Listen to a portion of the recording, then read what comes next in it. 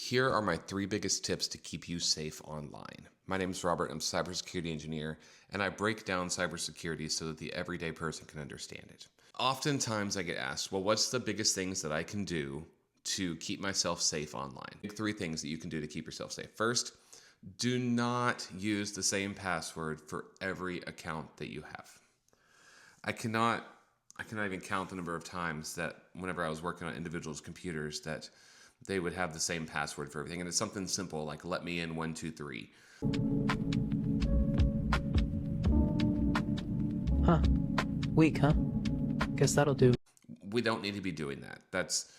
Those are things that hackers are going to guess. Hackers are going to go after things such as let me in 123, password 123, summer 2025. If they can find your pet's name, we're going to try to put that in there. If you have a favorite hobby, most of my passwords I don't even know. I use a password manager that I log into with one really complex password and then have access to all my other passwords from there. So I don't know most of the passwords. It's going to be long, complex, gook passwords for most of the sites that I have. So that's the first one, is use unique passwords. The second is don't click on crap in your email.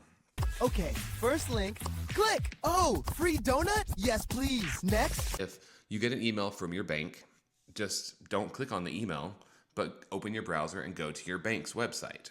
The third biggest thing that you can do is to update your software. Your I haven't updated my software in 30 years. operating system, whether it's Windows or Mac OS or whatever you're using, just update it.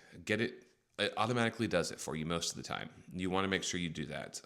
But you want to get your software updated as soon as possible, because those updates are going to include vulnerability patches. So anything that a hacker can use to get into the system is called a vulnerability. And they use these software that's not updated to be able to get into the system. So we want to make sure we're getting this updated, and not just the operating system. If you are editing photos and you download Adobe Photoshop onto your computer, you're going to want to make sure that is updated regularly as well. So I suggest going to the vendors, which are going to be like Adobe or Microsoft or whatever you're using, and subscribe to their email for whenever they do and release updates. That way you can know as soon as it comes out that it is able to be updated. And then you want to install those updates as soon as possible, because that is one of the biggest areas that people can actually attack your computer and breach your information. So those are my top 3 biggest ways to secure yourself online, is to use unique passwords, don't click on crap that comes to your email,